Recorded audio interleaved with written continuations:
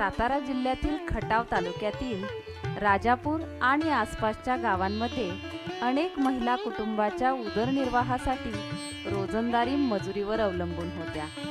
अनिश्चित उत्पन्न आणि मर्यादित संधींमुळे त्यांचे जीवन संघर्षमय होते। या महिला प्रामुख्याने बीपीएल कुटुंबातील असून रोजंदारी मजूर म्हणून काम करत होत्या। त्यांचे उत्पन्न हंगामी असल्यामुळे आर्थिक स्थैर्य नव्हते। महिलांना शाश्वत उपजीविकेची संधी मिळावी यासाठी बायफ संस्थेने टाटा कॅपिटल लिमिटेड यांच्या सहकार्याने टीसीएल जलाधार 10,000 हेक्टर प्रकल्पांतर्गत पुढाकार घेतला। बायफ टीमने गावात बैठक घेऊन महिलांशी संवाद साधला आणि त्यांना बचत गटाच्या माध्यमातून एकत्र केले। आम्ही 10 महिला एकत्र आहोत। टाटा कॅपिटल आणि बायफ संस्था यांच्या अंतर्गत आमच्या राजापूर गावामध्ये एक मीटिंग घेण्यात आली की महिला सशक्तीकरणासाठी महिलांसाठी बचत गटाला एक व्यवसाय निवडण्यास सांगितला। तर आम्ही नर्सरी हा व्यवसाय निवडला।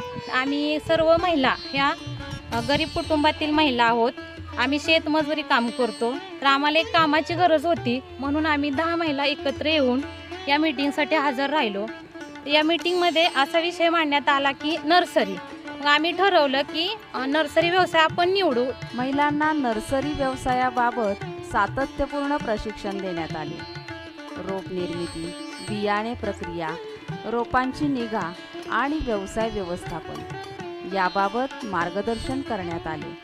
तसेच महिलांचा कृषी विज्ञान केंद्र बारामती येथे अभ्यास दौरा आयोजित करण्यात आला, ज्यामुळे त्यांचा आत्मविश्वास आणि ज्ञान वाढले।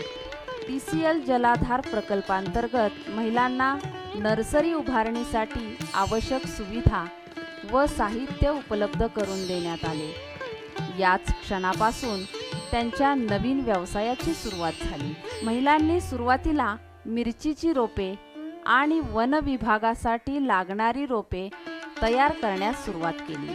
माती तयार करणे, बियाणे पेरणी, पाणी व्यवस्थापन आणि रोपांची काळजी सर्व कामे महिला स्वतः जबाबदारीने करत आहेत। तयार झालेली रोपे आसपासच्या गावातील शेतकऱ्यांना विकण्याचा महिलांचा मानस आहे। यामुळे स्थानिक स्तरावर दर्जेदार रोपे उपलब्ध होण्यास मदत होणार आहे। रोजंदारी मजुरांपासून उद्योजक बनण्यापर्यंतचा हा प्रवास महिलांच्या आत्मविश्वासाचा आणि सामूहिक प्रयत्नांचा परिणाम आहे। बायफ आणि टाटा कॅपिटल लिमिटेड यांच्या सहकार्याने राजापूरमधील महिला आता केवळ रोपेच नव्हे तर उज्ज्वल भविष्य घडवत आहेत। धन्यवाद।